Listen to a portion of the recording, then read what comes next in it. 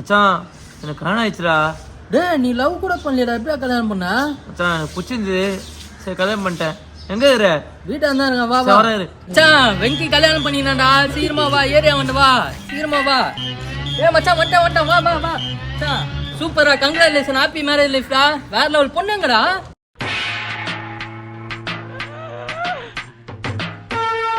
ஐயோ டேய் என்னடா பண்ணி வச்சிருக்கீங்க?